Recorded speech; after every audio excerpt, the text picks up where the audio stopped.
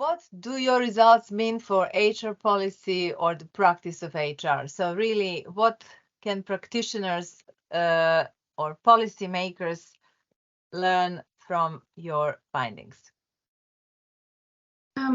So our review highlights the importance of considering work relationships when designing and implementing the HR practices. For the practices to be successful, practitioners need to identify what type of HR practices are creating positive and productive work relationships and what types are creating disruptive work relationships. And they also need to leverage work relationships to create HR practice implementation processes that are effective in achieving the intended outcomes.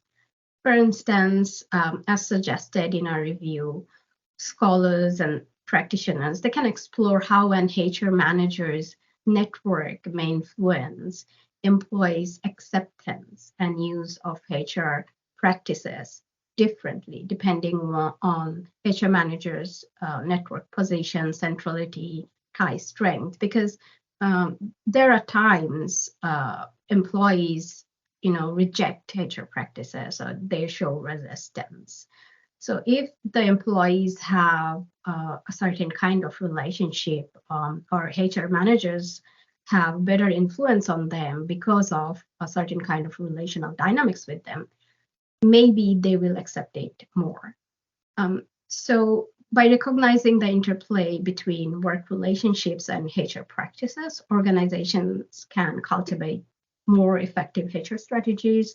They can foster improved workplace dynamics and ultimately enhance overall performance and employee well-being.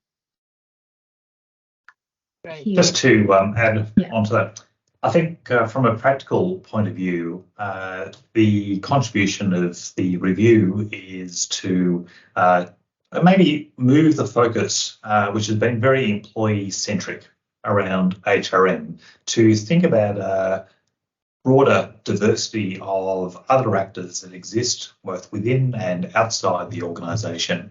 So at the back end of our review, we have a figure which charts out 15 specific types of relationships that exist within and outside organisations amongst employees and top managers, supervisors, HR managers and external actors.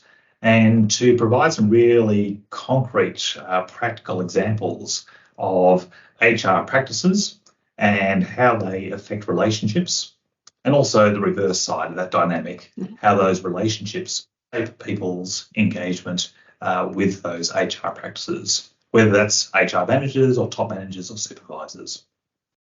And so certainly I think one of the really potential practical implications of the review is just to push a bit more consideration towards what are the things that we can do from an HR practice point of view that shape the relationships that exist between HR managers and top management, or HR managers and first-line supervisors, or HR managers and external actors.